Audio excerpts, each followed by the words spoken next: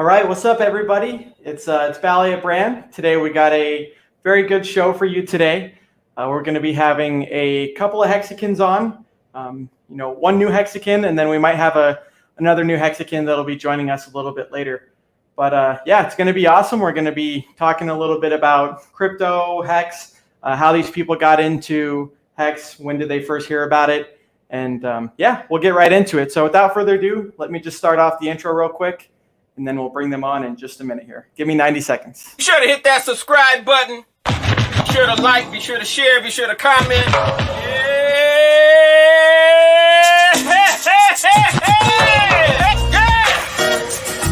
Say hey. Say hey. Say hey. Say hey. Say hey.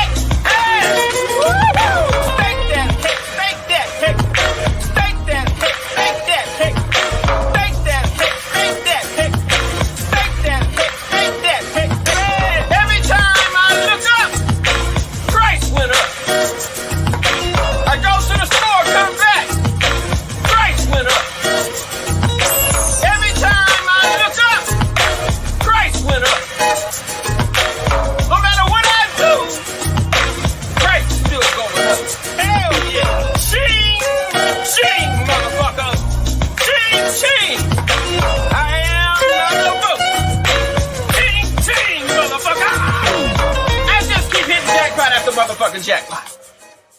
We still jackpot, bitch! Thank you, Richard, for creating and founding the most amazing and disruptive financial technology cryptocurrency ever. Thank you, sir. And nice streams, Mr. BallietBran. Okay, everyone. So yeah, we got a new Hexican we're gonna bring on board in just a second.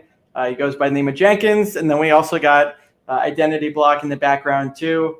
And yeah, I'll add him when he's okay. He's good to go too. All right, yeah, so without further ado, let's get a couple people on here. What's up, gentlemen? What is good? What up, guys? Not How much, we doing? How you doing doing, pretty Brian? good, man. Hey, Identity. Yeah, doing pretty good. Everything's kind of taking a little bit of a haircut, but it's nice to be in something that is not necessarily like a stable coin in the fact of like USDC or other things like that, but it's definitely stable in the fact that even from Richard's most recent stream, that it's holding its price from like 15 days ago, whereas with Bitcoin, it's like the price from 100-something days ago, and with Ethereum, it's like 50-something days ago. So yeah, man, definitely doing good. Absolutely. And two, like, I know a lot of people are freaking out about the crypto markets dipping, but people in Hex, I know for sure, if all of us that got in, we were just under a penny like 2-3 months ago. So even with this dip, we're still, multipliers in profit. So I think everybody in Hex is living good right now, no matter what. True. That's a good point. I mean, we took so long to get to a penny, and it seems like we got to like 5-6 pennies so fast, so quick. So it is good. It is good to go back. It is good to get that correction. And I mean, it's just not normal. What we went through for a few weeks, it was just not normal. So it's good. The way I see it, like I said, it's a good to have that correction, and it kind of grounds you a little bit. You're not like thinking right away like, oh, we're going to the moon, we're going to $1, we're going to all this stuff. Richard has already thrown the math out there. So, if we bring in $15-20 million more, that we could do a 10x. So all that is really cool. It's just a matter of being at the right place at the right time. So I think we are. Totally, man. Well, yeah, I guess let's hear from the new Hexican here, Jenkins. I know him and I chatted for a few minutes in the green room before the stream started. But do you want to maybe just like introduce yourself to the stream and the people that'll watch it after, and maybe just tell them a little bit how you found crypto, how you got into crypto, and then a little bit later how you came across Richard Hart and maybe got into Hex, and we'll kind of go from there. Yeah. So I've been in crypto probably 5-6 years. I wasn't too crazy on crypto. I started off trading years ago. So I was trading Forex, trading crypto. You know how that goes, under all that fun stuff. Made a lot, lost a lot of money. So I've been experienced. I do a lot of, I'm good at chart work, big on technical analysis. So I study the markets in general. I do have, what got me into crypto, specifically Hex, I do have a friend, shout out to Money Marubha. He actually watches your stuff a lot. You'll probably meet him soon. He shields me a lot of coins, and Hex was just one of the many. And I did a lot of research on Hex when I first came across it. I saw the whole CD and the blockchain theory to it, looked into it, and it just, that led me to Richard Hart, watched a couple Richard Hart videos, and then, man, after watching maybe 2-3 hours of Richard Hart, I think I've gained more knowledge than studying hours and hours of crypto videos anywhere else on the internet. And I guess a small testimonial for Hex, it already has changed my life. As I was telling you earlier, I haven't been in Hex for years. I've only been in since the beginning of this year. Luckily, I got in after it dipped from the first all-time high. I got in at like half a penny or whatnot, or 0.6 of a penny. So I'm still, up big time in profit. But I've seen my net worth, just go up almost 20x in a matter of a few months just by being in Hex. The whole concept of staking it till you make it really pulled me out of trading. So I used to mess around with a bunch of trade accounts. What I've ended up doing in the past few months is I just drained all those trade accounts, put all my money into Hex, and really that's kind of what it's been the last 2-3 months of my life. Every dollar I get that I've invested, just Hex until I feel like I have enough. And it's definitely changing everything around me very quick, a lot quicker than I'm expecting. That's awesome. When did you say you got into Hex? How long ago was it? So January 3rd of 2021, this year, I heard about it. It was just over a penny, made a couple, deposits. Then I went down. Then it got to 0.7 of a penny, 6.10. Then I really went in, and then that's when it turned around. We saw it hit 2 pennies again, bounced around a little bit, bought the dip again, then bam, we just exploded these past few weeks. And yeah, a lot has changed just in those past few weeks. So I'm still new to Hex, but I understand the game. I understand crypto. I understand Hex very, very well. So I'm a true blood Hexican, till the end. Nice, man. Yeah, that's always cool. I mean, it's always interesting to have something that overperforms for the most part, right, compared to some of the other markets and cryptocurrencies, and then that also pays you a interest, right, for staking, and kind of incentivizes you to do that. So it's kind of like the best of both worlds when it comes to the rate and then also the price of Hex itself versus dollar going up. Those two multiply. Absolutely. And it's cool too, because something that's unique about Hex that you can't get anywhere else in crypto is, even if the markets are going down, those T-shares are paying you in Hex. So the number on the chart might be going down, but I see my daily number of Hex that I own just consistently going up without having to make any extra deposits. So that's the cool part about it. I don't have to put any more money in to get more Hex going forward, because I'm staked for 15 years. So it's a really good feeling. It's awesome, man. I mean, I know I got into crypto about like 4 years ago, and before that, I was always interested in like entrepreneurship or people that own businesses, or even did rentals, for passive income. And then when Richard Hart kind of came out with Hex, is like, oh man, this is so easy, just kind of like stake it till you make it type deal, where like, yeah, you can do stakes for the next 15 years and pay yourself annually or biannually. And it's so nice to, you mentioned that you come from some of a technical analysis background and kind of looking at charts and whatnot. And for me, it's been nice to because I did the same thing too, but it's cool to pump the brakes on that a little bit and not have to worry per se so much for drops that we've had so recently, Of course, absolutely. And even if you want to get to the technicals, the charts are looking good, whether you're looking at them or not, with the technicals and everything. They're looking beautiful. They're still looking bullish till today, even with this drop. It's a very healthy, pullback that we're getting, at least in Hex. I can't say that for all the other cryptos, but yeah, any way you look at it, or even if you don't look at it, Hex is still, doing his thing and is doing very well. And the fact that we're expecting more people to jump into Hex, either go back and bring in some of their gains that they had, or just join us for the sacrifice period for getting some pulse. I'm expecting that to bring in some fireworks on that chart, because it can happen so fast that you can miss it is the way I see it. I mean, I've seen some drops in the last few days. Anyone that's bringing in some dry powder and grabbing that dip, I mean, I bet they're doing really good right now, because in a few days we'll be thinking, why was I not buying the dip? I mean, anyone that saw the big dip on big payday and just, I mean, when the way I saw it, once that hit, I just kept thinking, wow, we're buying coins at the same time that we were in April of 2020. So it was just like a no-brainer. And now it just feels like the same way. Like right now, I'm just thinking, where can I get more dry powder? It's what I'm thinking. Because as it's going down, it's the only time to get it. If not, you're always falling behind. Yeah, no, absolutely. And the crazy part is too, like I can't imagine getting in when it first came out, like when you guys got in. I don't even want to think about the position you guys are sitting in. So I guess the cool thing is right now, the Hex and Pulsechain kind of coming out feels like a second coming of an opportunity for everybody, including myself, and obviously everyone that's already been in Hex. So there's just so many good things going on in the blockchain, thanks to Richard Hart, Hex, and Pulsechain. It's just a very good time to just be in this realm, in this world, and it's a perfect opportunity for anybody in this world to maximize. A little could go a long way, and we've seen that in the past 16 months or so.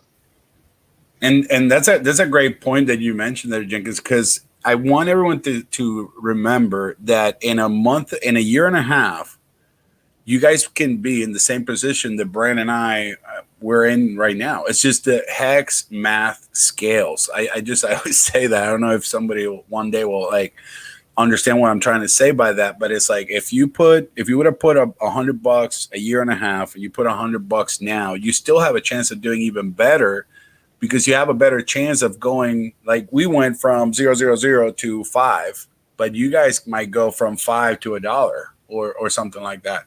And a lot of people forget that, I mean, so in a year and a half, let's say that there's more price appreciation that we had in our first year and a half. You guys will be sitting, you'll just be there in a year and a half from now, but the math will scale. And it's like you said, we're going to have a second chance with Pulse. And let's not forget about P-Hex. We're going to get a third shot at this. And a lot of us, we didn't understand Hex. I know I'm one of them. I didn't understand Hex. I was in. It was like I was in. I'm going to buy it. I'm going to keep DCAing into this thing. But I didn't understand T-shirts until probably after the summer. So that was like a good 6-7 months that I wasted. I mean, if I would have known that, hey, I could buy a T-shirt for $1 on day one and just, hey, stake that one. You don't have to even stake $5, $10. Anyone that did it that way, they got so many more T-shirts than someone that just tried to get a big old chunk of T-shirts 7-8 months later. So I can't wait for that to happen, because I'm curious. I know that the price in Hex units, so the price of T-shares, it's going to get transferred into the Pulse network. But I want to know what's going to be that price or that rate, meaning the price of the T-shares multiplied by the value of P-Hex. So I'm excited to see what that's going to be. If it's lower than on the ETH side, then I mean I'm just going to ape in on those T-shares on the P-Hex. No, yeah, it's really an interesting opportunity. I mean, Richard kind of talks about it from someone that's been in Bitcoin since like 2011. He always talks about it where he mined solo blocks, 50 Bitcoin on his own. And anyways, my point is that Bitcoin back then was like 50 cents or $1, stuff like this. And if you would have told them even today that it'd be worth like say $30,000, they would think you're silly, And so for something like Hex, where yeah, sure, not everyone got in on the earlier levels and the adoption amplifier and stuff like this, but there is almost like a bias where it's like, man, Bitcoin was at pennies too, and now it's so many tens of thousands of dollars later, and the same thing can happen with Hex. And then, like Identity mentions, that even for people that might have missed that first opportunity with like Hex super early, you can still have that opportunity again with the second project that Richard is creating. And I always told myself, like, man, he does something else or does anything that I can invest in, I'm definitely going to go pretty deep into it, because after seeing all these gains from a year and a half already. Yeah, no, I agree. And also, too, for anybody that hasn't gotten into Hex yet, it's not like you miss an opportunity. Yeah, you miss like the first, phase of it just exploding. But if you get into Hex now, like there's still a long ways to go. So the opportunity is still there in Hex. And then if you get into Hex, just consider Pulse too. If there's and I wouldn't say it's an even better opportunity, but an opportunity with the same amount of potential, which is just limitless. There's no cap, there's no ceiling on the potential for either of the projects. So it's just something very good, and there's a lot of reasons to be excited all around. Yeah, and I mean, with Pulse, the thing is, like, I keep telling everyone, I know that the bear market might bring in cheaper fees on Ethereum, but it feels that anyone that paid a $200, $300 trade or a $200, $300 end stake, or even higher end stake later on, I mean, they're gonna remember this. So they're gonna know that this is the exact same thing that'll happen next time Ethereum pumps, and they're gonna start looking for other alternatives. I know in the last few days, people looking into BSV, looking into Matic, just looking into anything. What's next? What's going to save me a little bit of money, or what's going to make sure that every dollar that I put into crypto is going into my investment and not into gas or going into other middlemen. Because that's my main point. I want every dollar that I put in to have as much purchasing power as possible. I'm already fighting inflation, deflation, taxation. I don't need to give that to Vitalik too, because then I would feel stupid. Then all of a sudden I put $1 and I invest 45 cents of it, and it's like, well, what am I doing here? I might as well just take it to a U.S. bank or something. Just leave it at the bank, and at least over there, it's like, I don't know, at least I have a banker over there that I can fight or something. It's like the only thing that is good for right now, because they're definitely not making you any interest. So it's just, but it's the same thing. I left the banking, like literally, I stopped working at a bank. I did everything to not now go to a new place where crypto now it's like getting all this middlemen with no restrictions, no regulations, and no accountability. Like you put your money in and it's like, well, all right, show me this, show me that, show me your ID, where do you live? And all of a sudden it's like, well, where am I sharing this info with? At least I know that if I do that with a bank and it gets hacked, I can get something. It might take a civil lawsuit or something, but I can try that. With an exchange somewhere outside of the US or somewhere that they're just not regulated in that case. So I prefer that no regulation at all. I prefer what we were doing in DeFi, but I'm the one interacting with the code and I'm the one deciding what I want to do. But at the same time, I don't want to pay $200 and $300 to do that. There has to be some type of middle ground where we're taking accountability. We're being our own banks, but we're not leaving like 60% of our investment in fees and again, middlemen. Just don't see that as productive. Well, exactly. I mean, I know that's definitely one of the things that we've talked about. And, it wasn't an issue at the beginning, right? Let me get 1 second. Here he is again.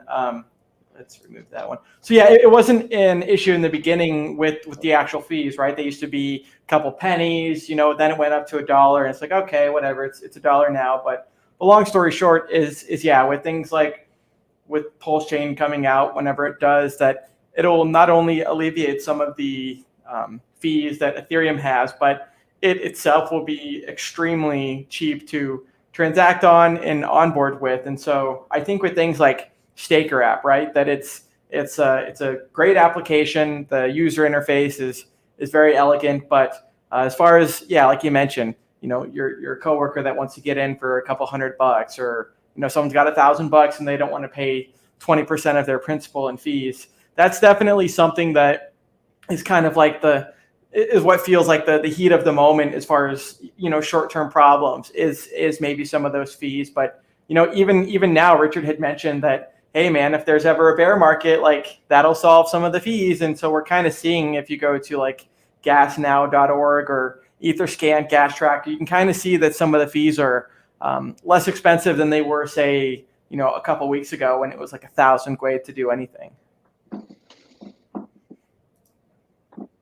Yeah, no, absolutely. And two, that's if I had $1 for in the past 2 weeks, if I had $1 for every time I had a friend that hit me up, I want to put $100, $200 in. I'm like, okay, let me help you. And then, we go to process the transaction and the fee itself is $150, $189. I'm just like, you know what? As bad as I want you to own Hex, it's just not a smart buy unless you're putting in like a couple thousand. Then the percentage of that hits less. But it's just an unfortunate thing. And I was under the mindset thinking that, oh man, I was telling everybody, although the fees are high now, it's still good to get in because by the time those fees are addressed, the price is going to be, already gone. But Richard Hart, just being the genius that he is, he's got Pulse here right around the corner, and the price still isn't, dollars where everyone's eyeballing, at least in Hex, So it's just pretty crazy how well Hex is doing, how well it's performing, and how well Richard Hart and the Hex community has adjusted and adapted around all of the obstacles that are,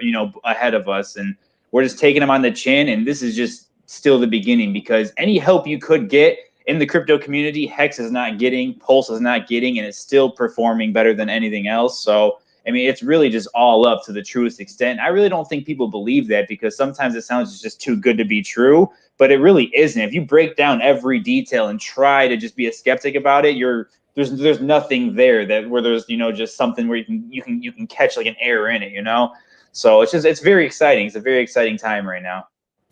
What I've been doing is I've been telling like any onboard that I'm working with, I've been trying to focus on liquid Hex because that's going to guarantee them that even if they don't stake it, they're going to get a copy. Or they could use that to sacrifice, or they could get the pump if we go higher from here.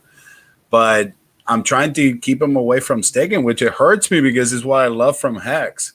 But it's like the way I see it, if they could, let's say that they were going to pay another $100 to stake, if they could use that $100 just to get even more liquid, you know what? That's more that they're going to get into the new chain, and then they can stake in the new chain. And there, we're going to be able to tell everyone, hey, guys, this is how Hex actually used to work. We used to pay a cent fees to do anything, to do a trade, to do a staking. And we'll be able to actually show them what Hex can do because the way I see it, it's like you mentioned, depending on the amounts that they're bringing in, I'm doing just math, just plain math. If you're going to stake for 2 weeks, 3 weeks, this is how much you're going to make. You're only going to get a t-shirt or two. Well, this is how many Hex you're going to make.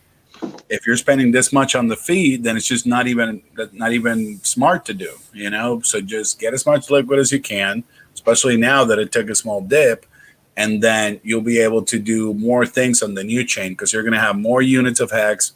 They're going to get copied, or you're going to have a better chance of a pump because, like I said, Richard has mentioned already that even a $17 million buy could 10x us from here. I bet now it's probably changed with the dip that we had, but it's still, it's like a small amount in a quote unquote a small amount in the crypto world could make a big difference on the price.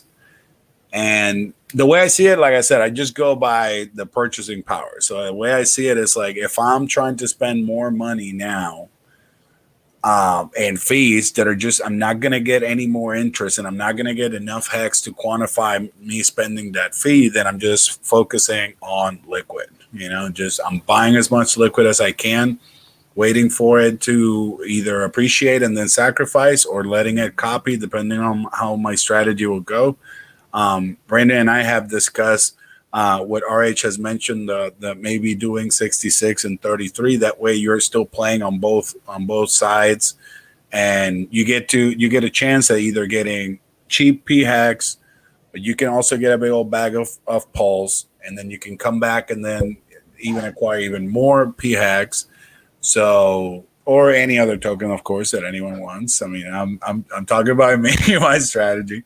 But I see that as a waste right now. I see that if you're only going to do 10 days, 5 days stakes, all you have to do is just do the math. Quantify how many t-shirts you're going to get for those days. It's going to tell you how many payout Hex you're going to get per day.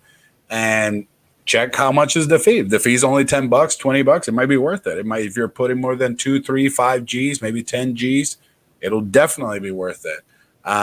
But my issue also that I'm having is trying to tell people, well, this is the fee today. I don't know what the fee's going to be in 10 days when you're going to end stake. And I feel bad because if you're going to put 200 or 300 bucks, you might get stuck. You might get sandwiched in because if your fee's higher than what the principal that you're getting out plus your interest, then it wasn't even worth it. So it's a lot of strategy, a lot of game theory from here on to sacrifice. But at the same time, I don't want them to lose out on acquiring Liquid Hex, having it doubled, or acquiring it at 3 point something pennies and then making it go to 6, 7 or whatever, and then doubling their bags, which they can use to sacrifice and all that. So it's interesting, but that's where I'm going right now. And you brought up a good point or a good topic. And I think it's an important question that not only I would have for you guys, but I think everyone in the community would have for both of you guys. If you guys want to elaborate more in detail, when Richard Hart talks about that strategy, 2/3 pulse, 1/3 hex, what do you guys see that as? And what is your guys' viewpoint on that? And for what reasons?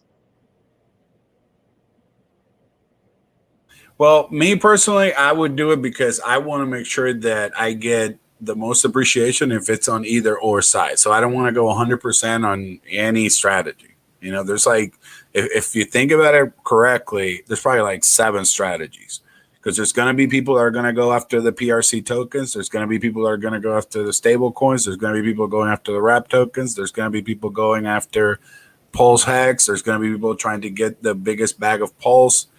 Me personally, I'm trying to get the biggest bang for my buck, you know? So I'm trying to get those X and trying to go in on day one, trying to acquire that gold status so that if there's another bonus, then I get that appreciation as well.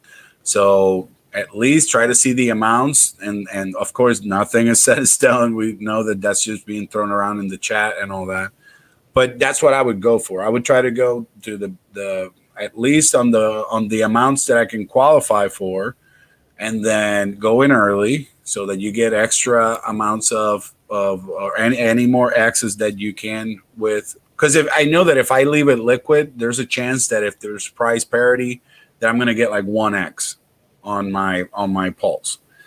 I'm sorry, on my P hex.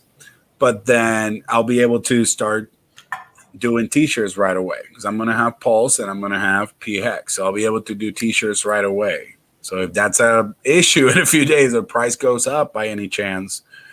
Because a lot of people forget that the price in t-shirts won't ratchet up that fast, meaning 17,000, it won't go to 50,000 units of hex per t-shirt. But P hex could go from 0.000 to 10 pennies in one day. So t-shirts could technically in one day go from $2 to $1,000. I mean, it's something, it could happen because the price of the t-shirts is not just in units of hex. It's units of hex multiplied by the price of P hex.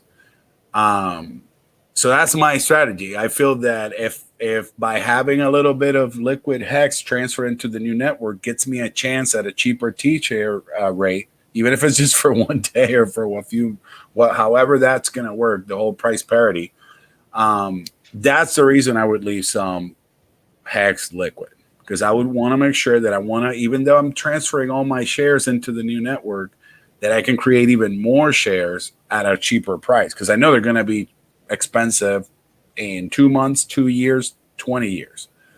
So that's the reason I would leave a portion of my hex liquid, just so that I can acquire some t-shirts in the new network ASAP.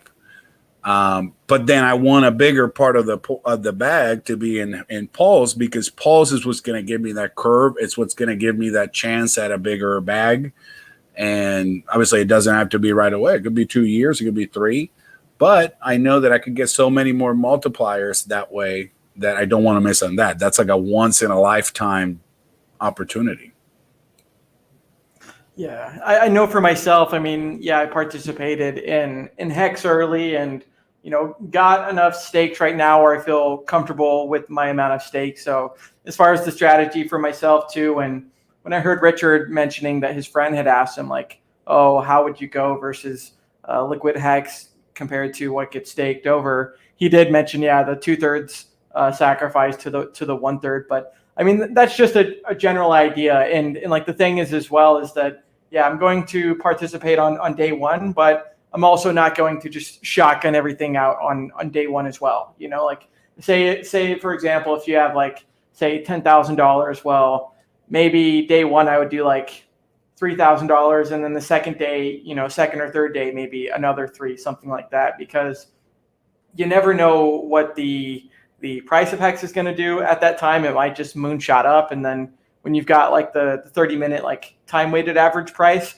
who knows? I mean, this is all speculative, but maybe on the second day, it might make sense to, do a little bit as well, because maybe the value of Hex is higher at that time. So I'm definitely going to be keeping some liquid Hex. And then the other thing too is like instead of realizing profit on some of my stakes or even restaking them, part of me wants to also participate in Pulse like I did with Hex, and just know that for me, like even with Hex, I mean, I've been holding for a year and a half, and so same thing for Pulse. Things might take a little bit longer than he might speculate or think, but at the end of the day, it's kind of like that opportunity to get into something at the ground floor again, because the thing is everything's going to get forked over. The whole system state's going to get forked over. So there's going to be some sort of like Uniswap type of version for Pulse. And so eventually, I would think that Pulse liquidity might be listed on things like Uniswap where you could buy Pulse. But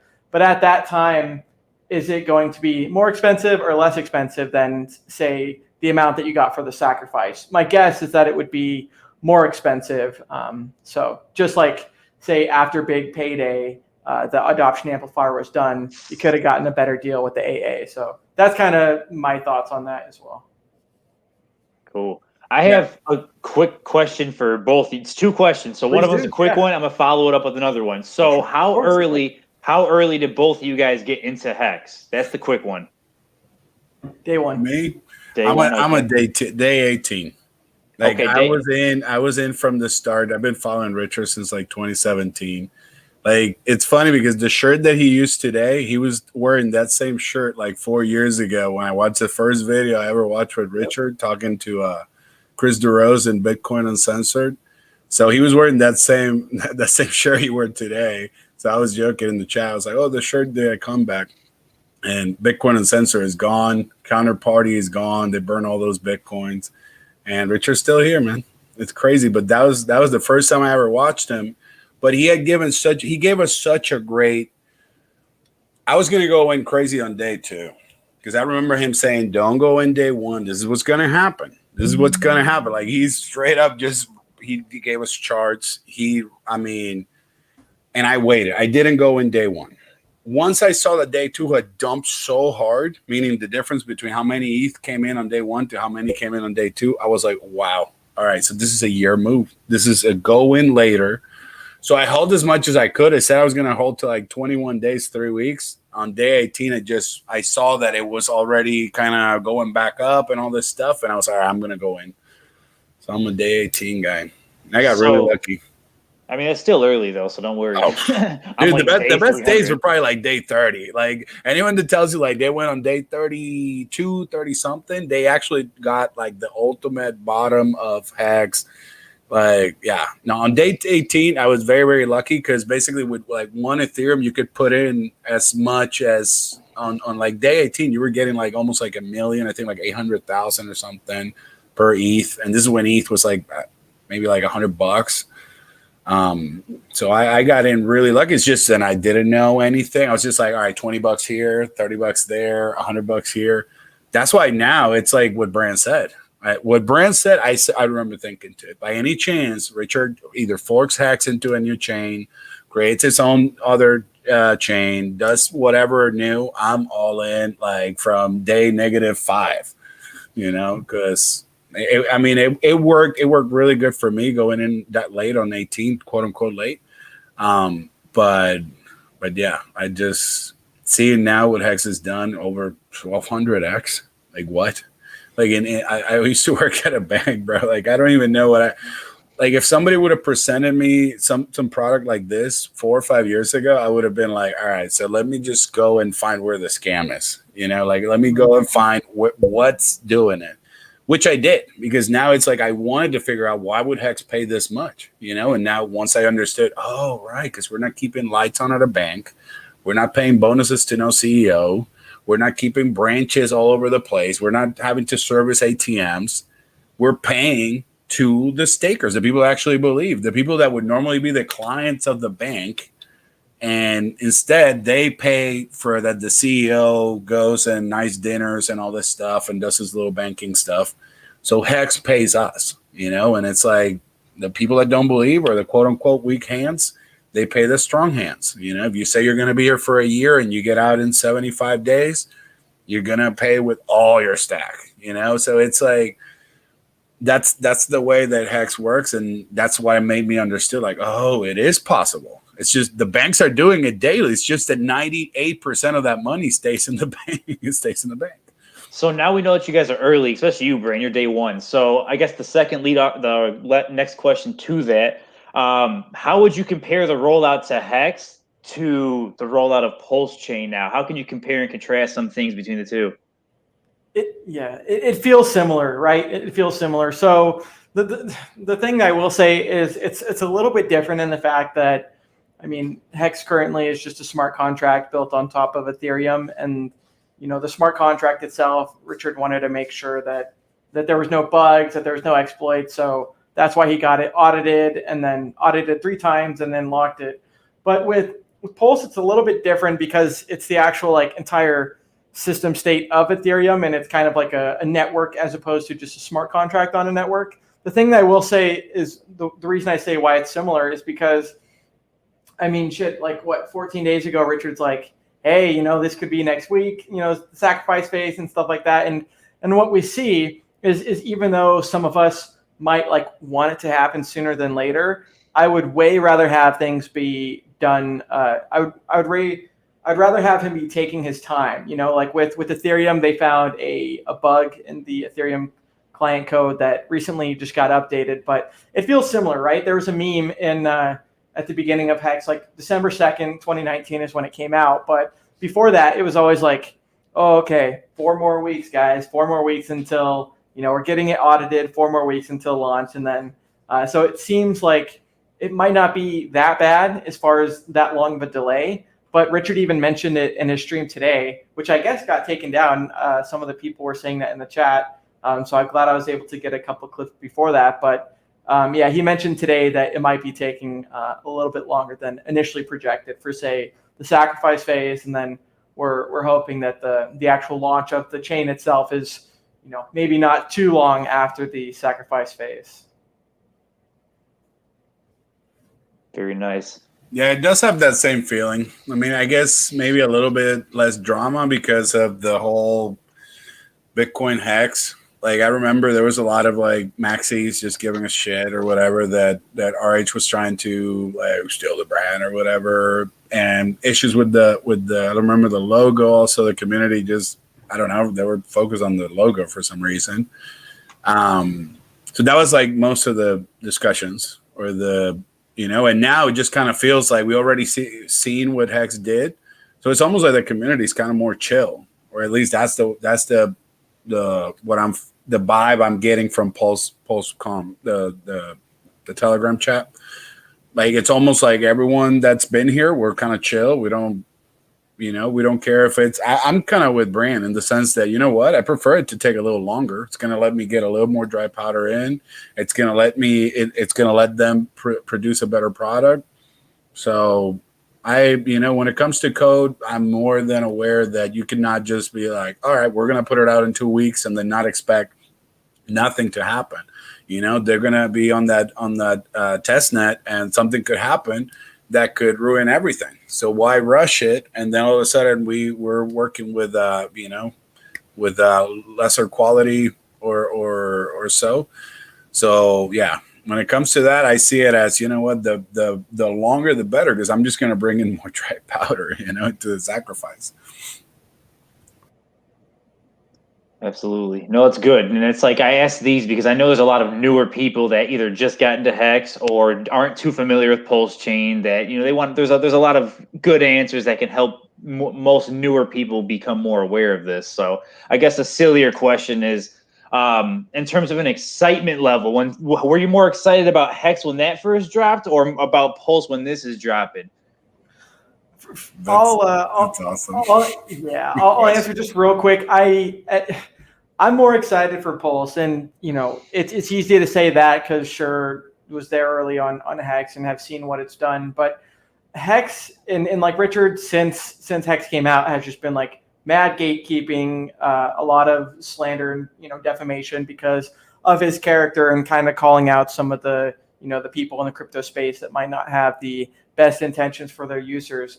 The thing that I'll say kind of is to Identity's point earlier about like the different telegrams, right? There's the Hex crypto telegram that's been there for forever. But anyways, with Pulse Chain, the t.me/PulseChain.com telegram, it's got a lot of new faces and new people that I'm seeing from other networks that feel more like welcome to come in as opposed to like just like a Hex maximalist per se chat room. They can kind of talk in some of the chats and bounce ideas off of each other that might be a little bit more like well reciprocated than say, like I mentioning any altcoin when Hex first came out or even in the chat rooms now. So I think that the reason I'm more excited is it's just got so much more potential and so much more opportunity. I mean, we've seen things like Binance do the Binance Smart Chain, that's a fork of Ethereum, but all of these different forks of Ethereum that have proven to be successful, which is great that we're going off a successful model, but none of them have ever done the full, 99.9% of the Ethereum system state currently to the new chain. And so that's one of the reasons I'm really excited for it is because even though Ethereum has raised S-load functions that kind of have affected all the Hexicans, things like Pulse Chain will not only help the Hexicans with our end stakes and stuff like that, but it's also going to allow developers that say wanted to build smart contracts on top of Ethereum or wanted to experiment with NFT or whatever thing they wanted to experiment with. Right now, the fees just kind of make it too exhausting for them to even try such a thing. So I'm excited for Pulse. I think it's got a lot more potential in the realm of like lack of gatekeeping, because when you copy everyone else's coins, they're going to be like, oh, like sure, the freemium Pulse, that kind of Richard mentioned could go away after like 30 days. But as far as the ERC20 tokens, like they should still have those in their MetaMask or whatever wallet they hold it in for PRC20. And so I think even a lot of my friends that weren't interested in Hex, they're now like, hey, what's this Pulse Chain fork? I'm actually interested in it this time. Right. With me, I'm the same way. I'm more excited now for Pulse, but for me, it was a different reason. I used to follow a lot of influencers. I used to make that mistake of following what the cryptosphere is doing and all this stuff. And I'm lucky that I stuck with my gut. I went into early because I had followed Richard before. I knew what he used to put out there. I followed some of his videos. I was affected in a positive way by some of his videos that he used to do about not wasting time, wasting time doing playing video games for hours on and hours and hours. So I remember thinking, well, this dude has always been putting all these videos, doing all this nice, talking about good about crypto, pumping Bitcoin at one point, changing his mind on Ethereum. But then I was listening to all these influencers. I was one of those that didn't go 100% on Hex because I was like, well, I'm so early. I'm just going to put a few bucks because I'm so early. But I still had that like clouded out because it was like, well, what are all these people are not doing their research. And that's when I figured out that they were not, bro. Like, it was like, I want to say I stopped following at least 5 or 6. Because of this, and like I'm talking about like main people like BitBoy, Ivan on Tag, Omar Bam, at one point even Bosak, because he was playing so many video games and stuff, and I wanted to concentrate more on crypto. But I stopped following a lot of them, and some of them I was even admin on some of their channels and stuff. I know I was admin on Bosak, on Rice channel, and it's just I was like, wow, these people are just putting some stuff out there, and it's just not like, it's not being researched. It's not what it is. And then I remember about the gatekeeping that Brand was talking about. I remember thinking that was going to last a month. I remember thinking February 2020, Hex is going to be on everywhere, because the way it used to be in 2016 and 2017, I've said this a bunch of times, when a founder, top developer, anyone on a project wanted to go and talk, in the crypto world, like everyone would throw the red carpet. They'd be like, we want to talk to him. We want to know what's the new partnership. We want to know what's the new development. We want to know what's the new whatever. And all of a sudden, when Richard came out, it's like nothing. Crickets everywhere. No type of acknowledgement. Let's see what the code is doing. Let's wait. You audited this thing, and they still like. I remember how huge. I remember the audits. In my mind, we're going to be. So what Brand said, that we were waiting those 4 weeks, and it was like an inside joke. It was like, 4 more weeks for that, 4 more weeks, 4 more weeks. And it happened like 3 times.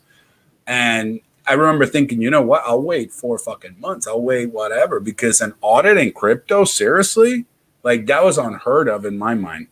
And I remember thinking that's another thing that's going to get top publicity and all this stuff in crypto. A founder that took the time and the dough to go in and audit his product when nobody else is doing this shit. Basically, everyone else was just throwing crypto out there and seeing like what shit sticking the wall. And it happened. It happened for a lot. It happened with the security tokens. It happened with the utility tokens. It happened with the ICOs, the IEOs, the NFTs. I mean, I could go here for hours and talk about all the shit that they've been pumping on us for the last 7-8 years in crypto. And when a dude's trying to do the right thing, he doesn't even get like publicity or nothing. So that's why yesterday I was telling someone in the chat, somebody was saying that Richard's finally going to get the recognition that he deserves. And I'm here to say that I don't think they will. I think these motherfuckers will not give him the props that he's due, no matter what happens with Pulse. And that's shitty as fuck, because the way I see it, we're going to be kicking ass. Pulse is going to be running great. We're going to bring all people from all kinds of communities. There's going to be the multi-chain effect, and they're still going to find something. It'll be anything. It'll be they don't like the color of the logo, or they don't like the we called it Pulse, or they don't like the whatever he calls it. Something. There's always going to be something in crypto, man. There is something, though, I think this time around that makes things feel different from Hex and Pulse specifically when it comes in regards to the respect on Richard's name and maybe the lack of gatekeeping or no, the abundance of gatekeeping there is. I think the one thing that everyone's gonna have to respect is just the lack of fees. If everybody's trying to transact anything on the Ethereum network, you're not paying a fee. Well, everyone's gonna want to go where there's no fees at. Hopefully that's one thing where it's like whether you like Richard or not, you're gonna not want to pay a fee. So hopefully that's something that could change it. But I do agree with both of you guys in that sense, in that regard. I know another big question that no one has an answer for, not even Richard, that no one has a crystal ball, but that everyone just wants the most guidance and direction on is the performance of Hex, on Ethereum's network as opposed to the Pulse chain network. Does the Ethereum one, go down? Does the Pulse chain one outperform it? Are they both, side by side? How do you guys, foresee it? To at least, I know no one has a crystal ball, but how do you guys foresee, the Hex on both chains performing? Well, me personally, I think that ETH Hex is not going to drop. I just think P Hex is going to be a little faster, if that even makes sense. I feel that we're going to use P Hex in a way that it was intended to be used. Faster in terms of price appreciation, or what do you mean by faster? In price appreciation. Okay. Because I feel that eventually the price in shares is going to be faster on the P Hex side. Like there's going to be more people getting ROI because there's going to be more people doing daily shares. There's going to be more people using Hex as it was meant to be. Like we were not just supposed to do yearly, like us doing the yearly laddering and all this stuff. That was like a bro, we need to do something because we have this product and we can't let it go to waste, but we can't just do daily stakes, but we can't do. So yeah, I think that's going to incentivize the price of the t-shirts to go higher and faster, and that's going to help the price of PHEX go a little faster as well, as in, get higher and higher. Because I just don't feel that there's ever going to be parity. Like, I feel that they're always going to be like competing, but higher. You know what I mean? Because once you understand what the t-shirts do, they're never going to go down. I mean, I'm sure there could be a dip like there is right now. But I mean, right now, I'm like looking, I'm like, how do I find dry powder to buy more Hex? So just like I'm doing that, I'm sure there's other people that are going to be doing that. And that's why anyone that understands how the t-shirts payout go would see that if we go down from that 9% stakers, then all of a sudden the 8% stakers are getting 41% or 40 APY. You know what I mean? And then if we go down to 7, then the 7% stakers are getting 43, 45% APY. So I just feel that it's almost like a marketing machine, So it's like if we lose some people, someone will be like, oh, well, it's the end of the world. But then the guys that are staked for 15 years, they're getting that bigger APY, and we're going to be telling everyone. I mean, I'm here for the next Cuatro Cinco, and every time I get a new stake, I throw it Cuatro Cinco now. So I'm here for the longer, and I know that I'm gonna be telling everyone. I'm gonna be like, well, all right, well, I'm making this is how much it's costing me to make this much on the ETH network, but this is how much it's costing me on the Pulse network. So I can't wait to see those. I can't wait to have streams with whales where we're like charting both, one next to the other, and it's going to be awesome. But I just don't see either of them going down. Anyone that says that they're going to go down, they just don't understand how the t-shirts work. Because if ETH Hex were to go down under a penny right now, we would be just buying as many. Like, that would change the strategy. It would be, all right, well, we're not going to get liquid. I'm going to spend $800 in fees to get as many t-shirts as I can at 1 penny. You know what I mean? Because that's the way it'll work.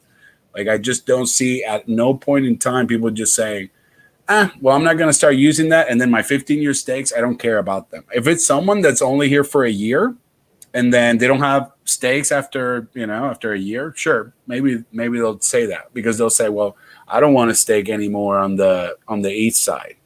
But the way I see it, if Ethereum, or once Ethereum reaches 10K and over, our ETH Hex is going to be so much valuable, and that it's just there's no point of just saying, oh, we're not going to use it ever again. It just doesn't make sense to me.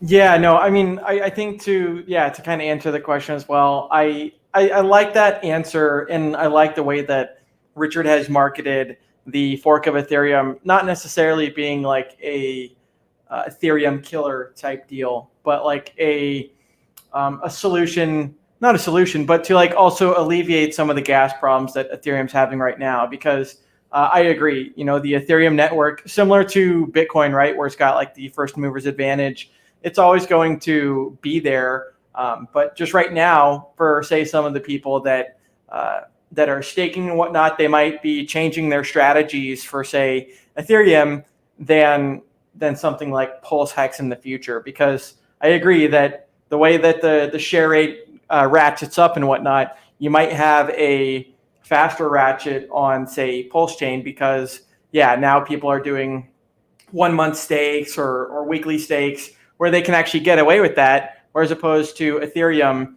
like Identity mentioned, you'd just be screwed over in fees.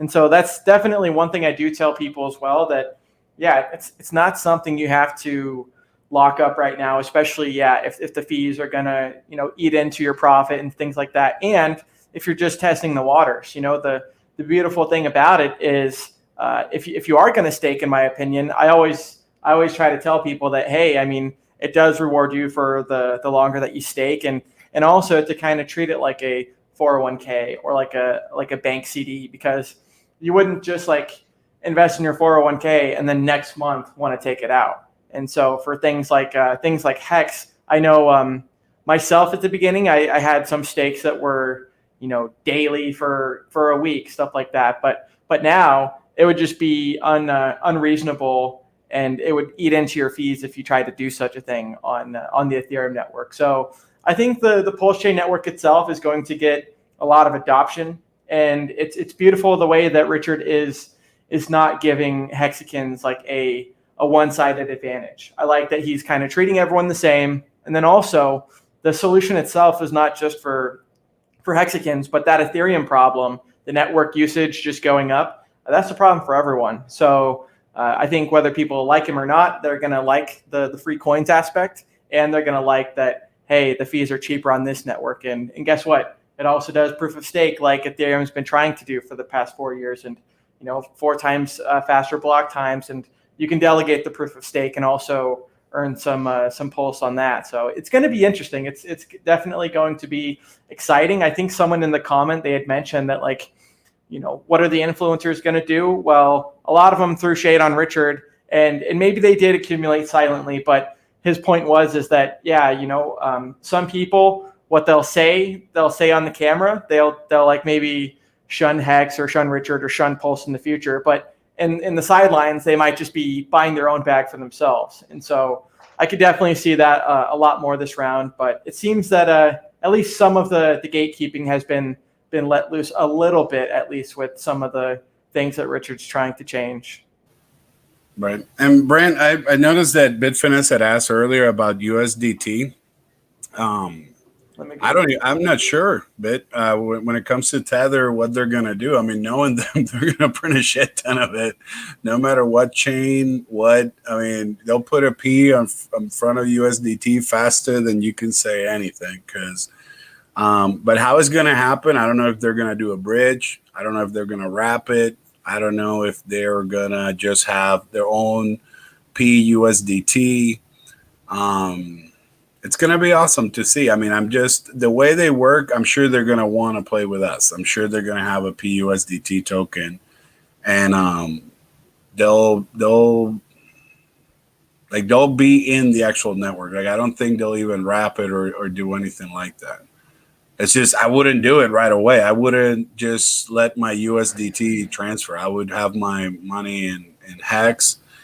And if I'm just trying to get it copied, then I just let it copy it in Hex, because I don't want it to get copied in a token that it might not have support in the network, or maybe it doesn't have support right away. Maybe I have to wait 2 months, 3 months to get that value out. If I get it out. So I've just been focusing on the tokens that RH has mentioned, tokens that are decentralized, tokens that they'll play nice in both chains. That way, if you just wanted to get them copied, then you'll be able to get them in both chains, and it's not just like a waste. Or because I have heard it in the chat a few times, people talking about letting USDT copy or letting USDC copy or DAI or wrapped BTC or REN BTC, and I wouldn't do it. I would if I have to wrap it and then I trade it and get some Hex. And that way I'll let that copy. I don't want to play with that other part.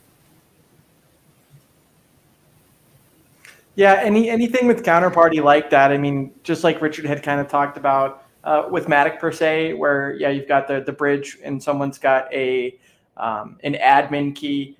That's definitely one thing that, I sure as hell am not going to be speculating having all my liquid bag being like USDC or whatever, because, I mean, even though that stuff's going to be copied over, there's my guess is that maybe sometime in the future with Pulsechain, when everything does get launched, that there might be there's going to be some sort of type of like stable coin on there. There's just got to be that kind of is similar to USDC and USDT. But as far as like betting on that for the sacrifice or for getting it copied over, I probably wouldn't be, it might not reach the same value that it is on the Ethereum network, because you've just got so many legalities and different aspects that might not be the best. That's why I'm just going to be holding Hex for the sacrifice. And then for what I get a copy over on Pulse Network, that's going to be, no admin keys as well. So that's kind of what I like. Yeah, Hex over everything. Also, too, so with Pulse basically being like a better version of Ethereum as a whole, I guess Pulse token or token X, what do you guys have an idea of the performance of that and the price? I know Ethereum's thousands, Hex is just a couple cents. I know Pulse isn't going to be anything like Hex as a coin. So what are you guys thinking? Because I know a lot of people doing the sacrifice phase are confused about a million things and they want the free coins. But if they're getting it when it's worth 0, what do you guys envision in terms of overall price on that X token?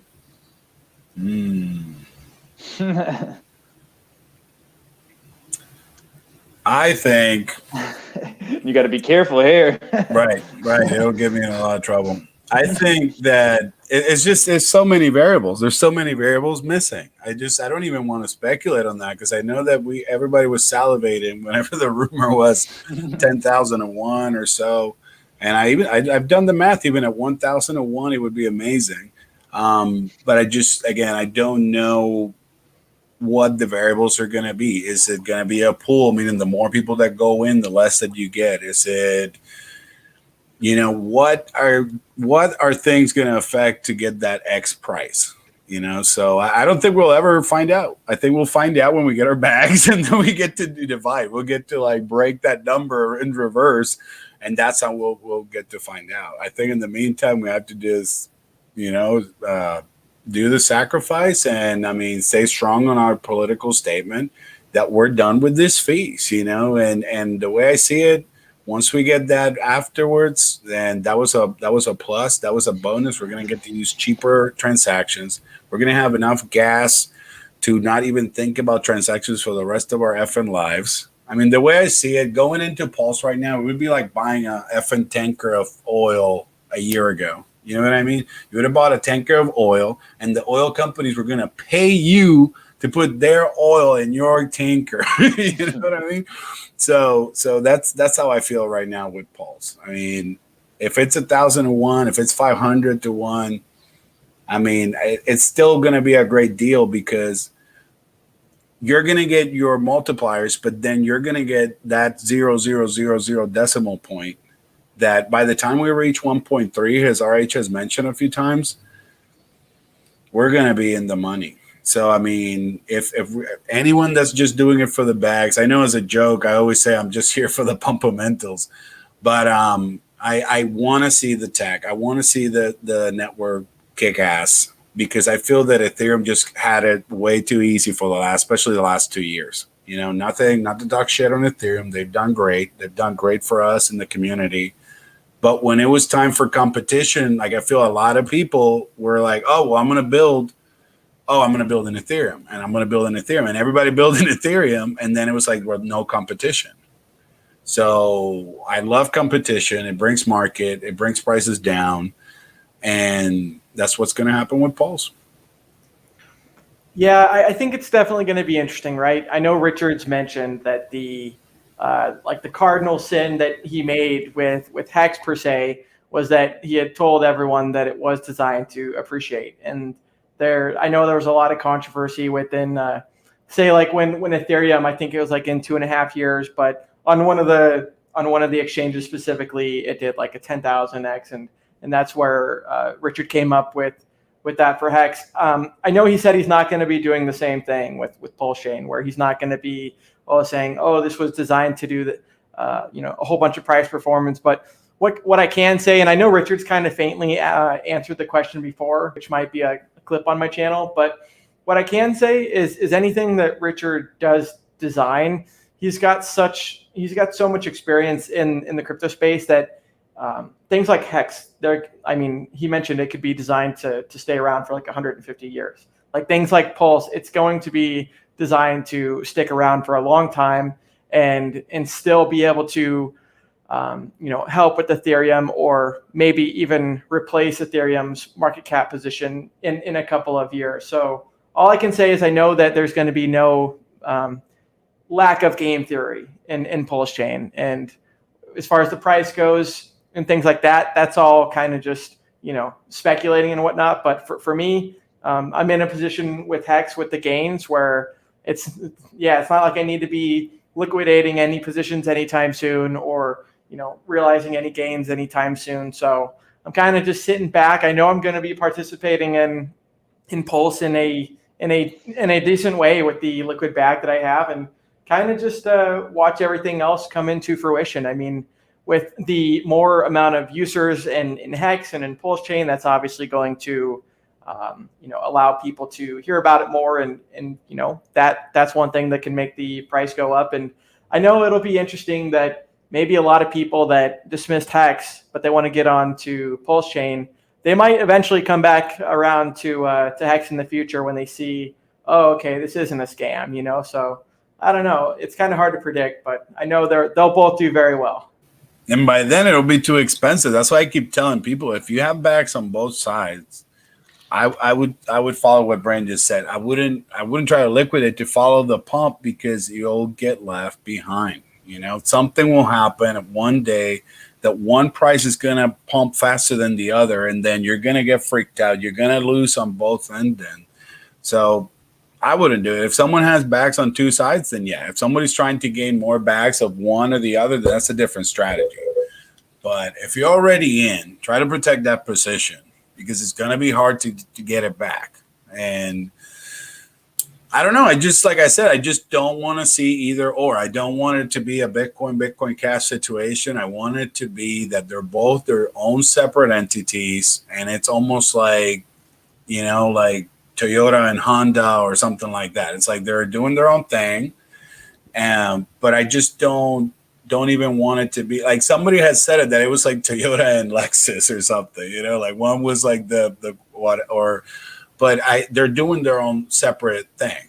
And the funny thing is, like, at one point, Pulse Hex might be paying you more than ETH Hex, and then ETH Hex might be more valuable than Pulse. And it's just, I keep trying to think what's going to happen if ETH is going to take that much price appreciation on ETH Hex, or Pulse being so much cheaper, it'll let Hex actually do what it was created to do, and then that's what generates the real value. So I'm definitely not going to be doing the jumping around between, because I feel that they'll create their own value, and they'll have their own basically their own purpose. Somebody will be able to afford the ETH transactions. If ETH 2.0 brings cheaper transactions, then all of a sudden the ETH Hex could actually be cheaper than Pulse Hex. So yeah, I just feel that for now I'll just play both games, and then I'll sacrifice to get Pulse, and then have fees paid out for the rest of my life, and then that way, I mean, it's the way I feel is it's just genius, because we'll never see those X. We'll never see that, because every time we use gas in 2 years, I'm not going to be able to think in my mind, oh, I just made 10 times on my gas transaction or something like that. But will be actual gains, because we'll be able to use gas that we bought at less than a penny 2 years ago, and we'll be able to use them in 2015, 2025, 2050, 20 whatever. And it just depends how you hold that bag. So yeah, there's a couple key things there. There are a couple key things that both of you guys said. Obviously, if you just hold your bag, both chains, you're going to get paid no matter what. So that's a key thing for everyone to know. I know it's a tough question, because a lot of people want to know the price of X token or Pulse, and I know you guys no one's gonna have an answer for that. So figure I'd throw it out there for the people. But one thing to consider for that, I think back to that Richard Hart video when he came out with those floaties when Hex was pumping, and he said, I know a lot of you guys missed out on my first project that did 1,000X. It's best that you guys don't miss out on my second. That should just give you, light bulbs right there, like Pulse, or whatever it is, X token going way up. And then also too, what you were just saying, Identity, on both of you guys, Hex performing well on both chains. I think if I had to kind of guesstimate it, yeah, maybe initially P Hex might perform really well real fast, but then with ETH 2.0 coming out, there's eventually in years or whatnot, I still think that brings a lot of potential in Hex long term, and long term as in a few years from now. So I think both chains, Hex still has a lot of promise. Hex is just Hex is still what it is, the best thing on the blockchain. It's just now we kind of have two of them, it seems like. So, yeah, I like your guys' answers, and I feel like a lot of people can take a lot of value from everything that's being talked about right now. So there's some good stuff going on. That's a great point. We don't know what ETH 2.0 is going to do. So if we go and we just discard ETH Hex, and we're like, whatever, now we get it to work cheaper faster, all the stuff on the new chain, where I feel that we're going to regret it.